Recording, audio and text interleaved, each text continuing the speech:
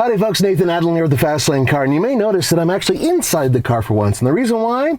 Well, it's really friggin' windy outside. So, in order to hear me, in order to make this Dodge Dart GT all the video we can, we're gonna make sure that we actually don't have wind buffering around. Here's the question. At $24,680 as tested, is this vehicle worth it? Well, that's coming up next.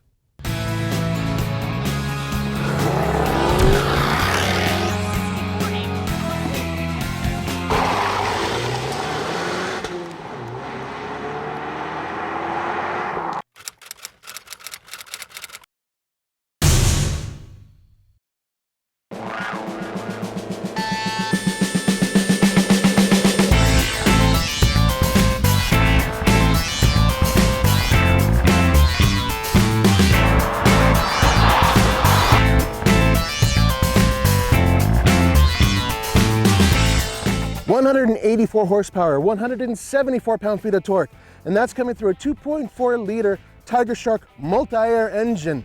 It permeates almost everything in the FCA fleet. I mean, almost every vehicle has this. Now, here's the cool part. You get combined 26 miles per gallon, which isn't too bad. You also have a 6-speed automatic transmission in our tester, which is The 6-speed manual, which you can get with this car, much better. Now, combined, you can get 26 miles per gallon, which is also pretty good.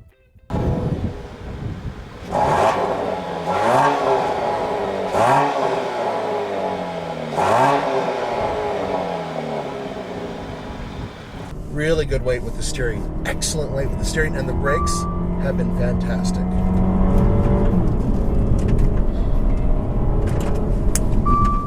Sounds good too.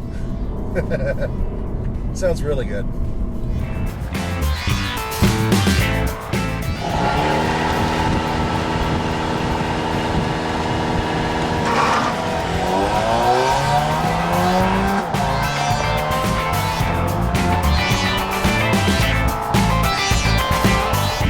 Down here because one of the nicest parts of the GT package are these beautiful 18-inch wheels, and there's two different ones you can choose from. You also get a sports suspension, so it changes the physical characteristics of where it sits. On top of that, you basically have the Dart body, which to me is pretty slick looking, but perhaps Roman thinks it should be called a jelly bean. Regardless of how you look at it, this is still a unique vehicle that you can't miss in any direction. It basically looks like a baby Charger, and to me, that's a good thing.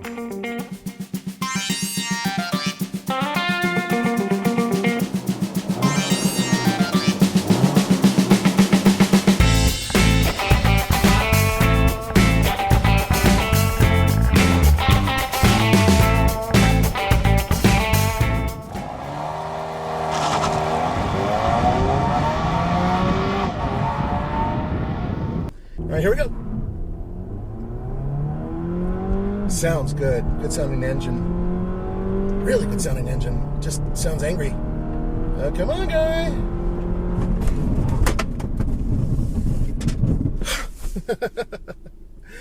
I didn't make it to 60 by the end of the track. Yeah. This is a tweener car. It's kind of between the small car and a mid-sized car. So it competes with vehicles, well, not like this. We're actually using this to block the wind. Hey, look, we're low budget. What do you want? But it does compete with vehicles like the Nissan Sentra SR or the Toyota Corolla S. It doesn't compete with this, but looking at this, wouldn't that look better in this type of white?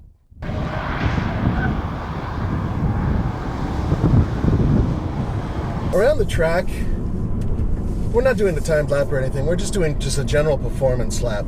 And I can tell you that pulling into corners, there's no noticeable oversteer.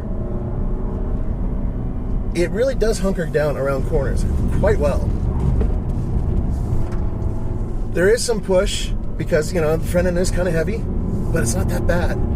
Very easy to modulate around the track. Very easy to control.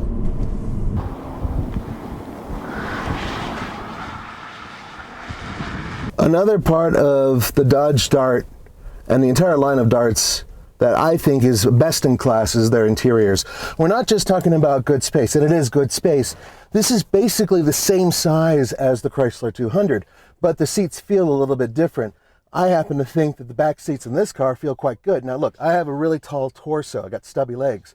So when I lean back, I do feel the roof right there. But legroom is fantastic. I'm sitting behind myself, and with my big boy shoes on, I'm about 6'1". So there's plenty of legroom. So if you lean back a little bit, not a big deal with the headroom, but then again, taller torso, you're gonna have a problem.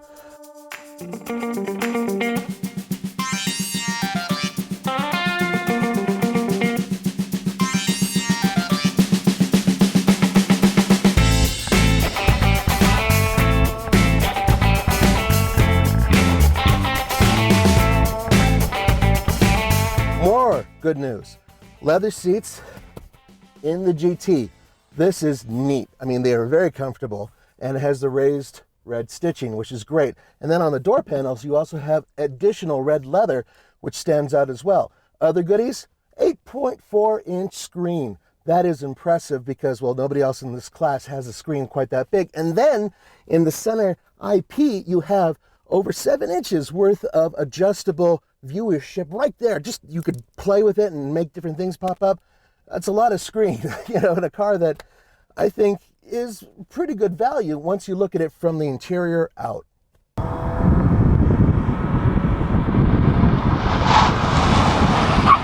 Here we go. No wheel spin. Now you may be asking about the manual shifting, and you can do that with this car, but